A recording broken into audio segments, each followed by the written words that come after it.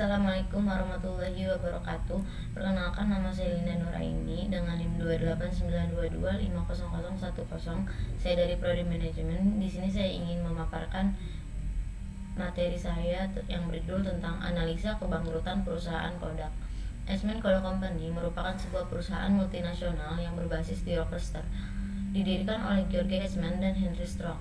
Perusahaan ini menghasilkan berbagai macam produk kamera, fotografi, pencetak, dan lain-lainnya. Pada tahun 1888, Kodak dilahirkan sebagai brand kamera portable pertama diperkenalkan dan menandai kelahiran fotografi snapshot. Kodak kemudian dikenal dengan slogan "You press the button, we do the rest." Kamu tekan tombolnya, kami lakukan sisanya. Pada tahun 1892, nama perusahaan berubah menjadi Eastman Kodak Company of New York. Pada saat itu, produk Kodak telah mencapai distribusi di luar Amerika Serikat, terutama di Prancis, Jerman, dan Italia, dengan kantor pusat di London dan sebuah pabrik di luar London. Selama bertahun-tahun, Eastman Kodak lebih lanjut memberikan kontribusi terhadap perkembangan fotografi. Selama abad ke-20, Kodak memegang peranan yang dominan dan menjadi pioner dalam perkembangan fotografi film. Bahkan pada tahun 1976 menguasai 90% market di Amerika Serikat. Saat itu Kodak terkenal dengan tagline-nya atau Kodak Moment. Namun memasuki abad ke-21, perusahaan ini mulai mengalami kemunduran dan pada 19 Januari 2012, perusahaan ini resmi mengajukan permohonan mendapat perlindungan kepailitan. Ini berawal sejak ditemukannya teknologi digital fotografi. Fotografi film mulai ditinggalkan dan berdampak terhadap merosotnya kinerja Kodak. Selanjutnya ada penjabaran kasus. Kasus bangkrutnya perusahaan fotografi Eastman Kodak Corporation memang sudah menjadi rahasia umum. Berita ini sudah mulai menyebar di seluruh media selama awal tahun 2012 lalu. Perusahaan Eastman Corporation atau yang biasa dikenal dengan sebutan Kodak dulu dikenal sebagai salah satu perusahaan peralatan fotografi terkemuka di dunia. Kini Kodak jauh lebih bangkrut setelah gagal beradaptasi dengan kemajuan teknologi di tengah populernya kamera digital dan ponsel pintar berfitur kamera. Menurut kantor berita Reuters, Kodak mengajukan perlindungan pailitan ke pengadilan di kota New York. Pada 19 Januari 2012 di Amerika Serikat, perusahaan yang jatuh bangkrut berhak mengajukan perlindungan pailit ke pengadilan sesuai peraturan yang berlaku agar tidak sampai di likuidasi.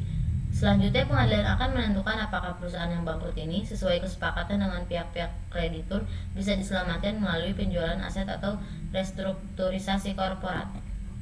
Dewan Direktur dan seluruh tim senior manajemen yakin bahwa itu merupakan langkah yang benar untuk masa depan Kodak. Untuk bertahan, Kodak mengungkapkan telah mendapat pinjaman berjangka 18 bulan dari Citigroup sebesar 150 juta US dollar.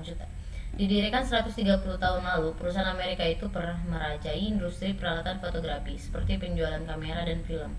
Bahkan Kodak pula yang memperkenalkan teknologi kamera digital. Namun tanpa disadari, teknologi itulah yang lambat laun menghantam bisnis Kodak, yang selama dekade 1980-an hingga 1990-an sudah merasa nyaman sebagai pemain nomor satu industri fotografi.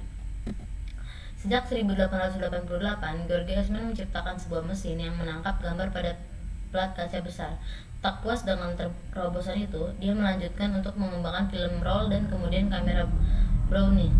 Selanjutnya pada tahun 1960, Kodak mulai mempelajari potensi komputer dan membuat terobosan besar di tahun 1975, yaitu salah satu insinyur Stephen Sesson menemukan kamera digital. Namun Kodak tak segera peka terhadap potensi pasar tersebut dan tak fokus pada high-end kamera bagi pasar niche. Para eksekutif juga takut mengorbankan penjualan film yang merupakan produk inti mereka. Selain itu, penyebab kebangkrutan Kodak karena perusahaan tersebut melewatkan peluang bisnis. Penyebab bangkrutnya Kodak. 1. Learning organization. Hal ini yang tidak dilakukan oleh perusahaan Eastman Kodak Corporation. Yang kedua ada managing for competitive advantage. Dari awal pendiriannya Kodak selalu memperhatikan kualitas pada tiap produk yang dihasilkan. Kualitas yang ditawarkan mencakup kinerja produk yang baik, layanan terhadap konsumen, tanggung jawab terhadap kecacatan atau kerusakan produk yang dihasilkan, kesesuaian dengan standar-standar yang telah ditetapkan, daya tahan dan estetika bentuk produk. Namun mempertahankan saja tidak cukup, setiap perusahaan seharusnya dapat memperbarui kualitasnya agar lebih baik sesuai dengan kemajuan teknologi. Selanjutnya ada environment analysis atau analisis lingkungan. 1. Pemantauan lingkungan. Langkah pertama yang mungkin dilakukan untuk menghadapi ketidakpastian dalam lingkungan adalah dengan menentukan hal apa saja yang penting bagi perusahaan. Yang kedua ada pengembangan skenario. Setiap perusahaan sudah sejatinya harus dapat memperkirakan atau menentukan pengaruh kekuatan lingkungan terhadap perusahaan mereka. Yang ketiga ada peramalan. Peramalan perlu dilakukan untuk memperkirakan bagaimana tepatnya beberapa variabel akan berubah di masa depan. Ini yang merupakan kesalahan dari para manajer Kodak. Mereka tidak dapat memperkirakan kemajuan teknologi dan selera masyarakat yang semakin berkembang. Dan yang keempat ada tolak ukur. Terkadang untuk menghasilkan produk yang baik, perusahaan harus memilih dan mengidentifikasikan kinerja produk dari perusahaan yang terbaik di bidangnya. Seperti halnya pada saat mulai mengalami kerugian, Kodak seharusnya dapat mengidentifikasi produk kamera digital yang terbaik untuk memahami sumber kompetitif advantage mereka. Selanjutnya ada competitive environment atau lingkungan kompetitif. 1. Pembelian. Dengan adanya para pesaing seperti Canon, Nikon, Sony, dan lain-lainnya, membuat konsumen memiliki banyak pilihan dalam membeli kamera. 2. Persaingan antar industri yang sudah ada. Saat ini banyak sekali perusahaan yang bergerak di bidang alat fotografi seperti Sony, Canon, Minolta, Panasonic, Samsung, dan lain-lainnya.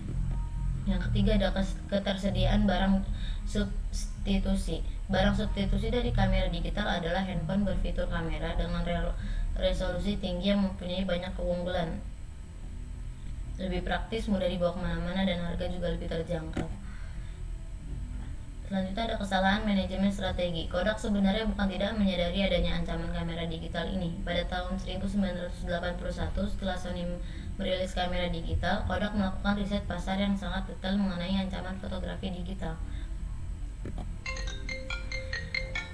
Selanjutnya ada analisis SWOT-nya. 1. Ada strength, 2. weakness. 1. Strength, brand image yang sudah terkenal dan bagus, perusahaan yang pertama kali menciptakan kamera, dan weakness, kelemahan, tidak dapat beradaptasi dengan.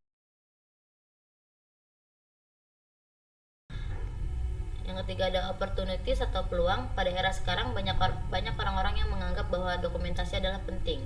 Dan yang keempat ada threatness atau ancaman. Persaingan antar perusahaan yang semakin agresif dan kemajuan teknologi yang semakin canggih. Kesimpulannya, perusahaan Eastman Kodak Corporation mengalami kebangkrutan dapat disebabkan oleh berbagai alasan dengan sudut pandang yang berbeda, dan Kodak berada pada kategori dogs dalam hal produk kamera, sehingga membuat perusahaan ini melakukan divestasi dan mengalihkan fokus bisnisnya.